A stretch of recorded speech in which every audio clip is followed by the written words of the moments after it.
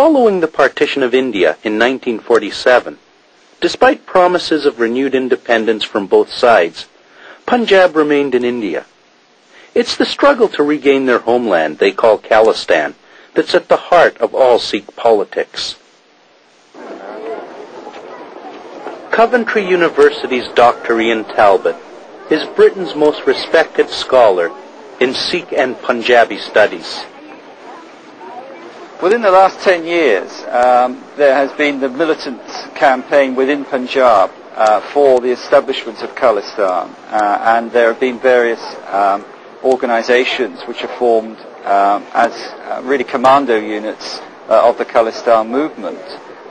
Within the Sikh community as a whole, there is great division, and even within the Akali Dal, which is seen as the main party in Punjab of the Sikhs, there's a great factionalization. But certainly the events post-1984 have led to greater support both within Punjab and externally for the Khalistan ideal. I think that the successive Indian governments have mishandled the situation within Punjab. They have been overly heavy-handed in their repression of the Khalistan movement, and that this has actually increased support amongst the general population for Khalistan, which didn't exist earlier on. In the newly independent India, the Sikh struggle for religious and cultural autonomy led to violent clashes in the early 1980s. Although Sikhs were a majority in Punjab, they represented only 2% of India's 750 million people. The army charged with policing the situation did little to help. Inflaming the crisis and deepening the divisions, thousands were dying and a full-blown civil war seemed imminent. The Sikh leader was this man, Sant Jarnail Singh Bhindranwale. To his followers, he was a messiah. To the government, a murderer and a wanted terrorist. Bhindranwale never left the sanctuary of the Golden Temple, the Sikhs' holiest of holies. He was charismatic, he was militant, and he was 37 years old. But his dream of an independent Sikh state was Prime Minister Indira Gandhi's nightmare. In a country with so many opposing factions, autonomy for Punjab could easily have triggered the collapse of the nation. Yet even as the Golden Temple and its surrounding holy buildings were being heavily fortified by Bhindranwale's supporters, very few Sikhs actually believed that Gandhi would take that final fatal step and attack the shrine. It would be like the Italian army invading the Vatican, the ultimate act of profanity. Indira Gandhi was the supreme commander of one of the world's largest and most powerful armies. It included many Sikhs.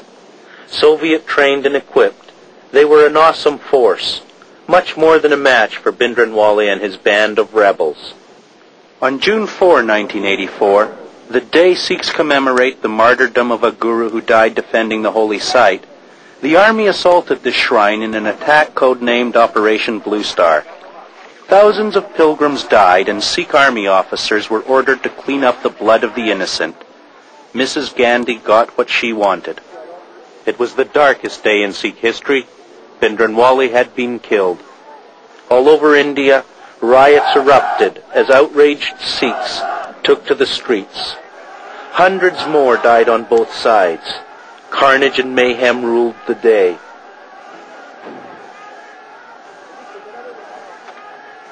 In North America, Gandhi was burned in effigy.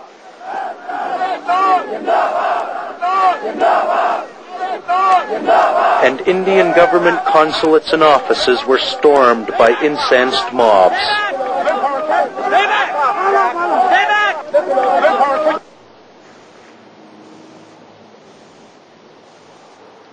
In London, a provisional government in exile of Khalistan was founded by Dr. Jagjit Singh Chauhan. Sikhs will never forget it, what has been done to them, and it is still not over. It is only the beginning. Indira Gandhi's fate now seemed sadly inescapable. On October 31, 1984, the face of Indian politics changed when Indira Gandhi strolled through her garden and was assassinated here by two of her Sikh bodyguards, Beant Singh and Satwant Singh. She was walking along this path from her bungalow to her office to be interviewed for the BBC by actor and television personality Peter Ustinov. He heard the shots and broke the news to a horrified world. It was, I gather, two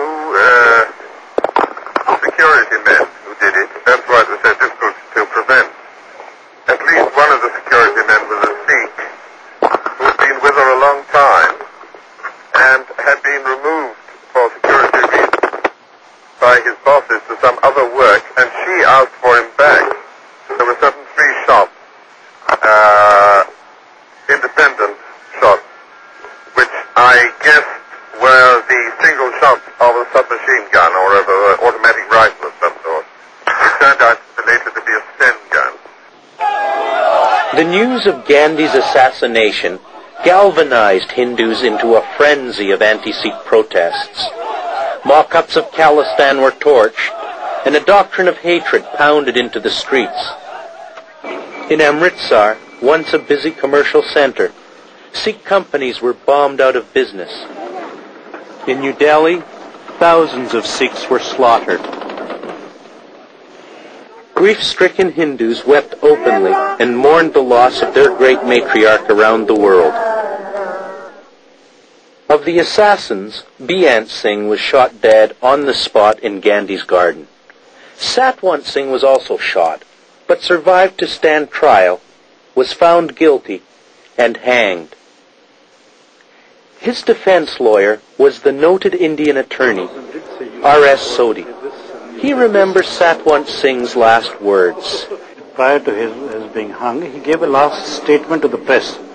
That statement to the press did say this, that he had no enmity with Indira Gandhi, nor did he have any enmity with any section of the people or anybody, but he felt that it was his duty to which he performed by killing her, since she had, by her acts, desecrated the Sanctum Sanctorum.